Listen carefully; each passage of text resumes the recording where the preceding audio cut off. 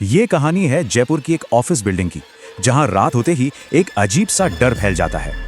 और ये डर जुड़ा है बिल्डिंग की लिफ्ट से, जो अंधेरा होने के बाद अपनी मर्जी से चलती है।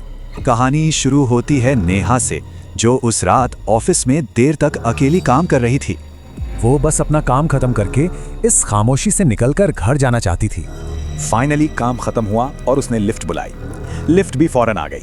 अंदर देखा तो लिफ्ट एकदम खाली थी, या शायद उसे ऐसा लगा।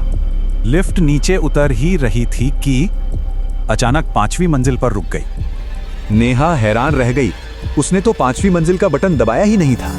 दरवाजे खुले, पर सामने कोई नहीं था, बस एक खाली और खामोश गलियारा। जैसे ही उसने दरवाजा बंद करने का बटन दबाया, उसे महसूस हुआ कि वो अब अकेली नहीं है। उसका दिल जोर से धड़कने लगा। उसने धीरे से पूछा, कौन है? और फिर उसने लिफ्ट के शीशे में देखा।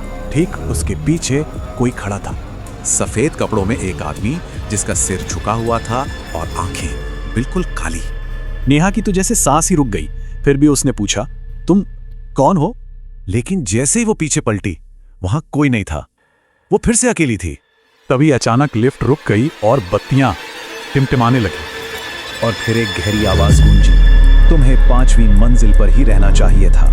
घबराकर नेहा ने इमरजेंसी बटन दबाया, लेकिन कोई फायदा नहीं हुआ। अगली सुबह लोगों को नेहा उसी लिफ्ट में बेहोश मिली। किसी को नहीं पता था कि उस रात क्या हुआ, सिवाय बिल्डिंग के गार्ड के।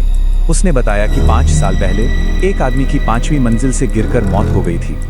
और कहते हैं कि उसी दिन के बाद से लिफ्ट अक्सर 5वीं मंजिल पर खुद ब खुद रुक जाती है। तो ये कहानी सोचने पर मजबूर करती है कि जब हम अकेले होते हैं तो क्या सच में अकेले होते हैं?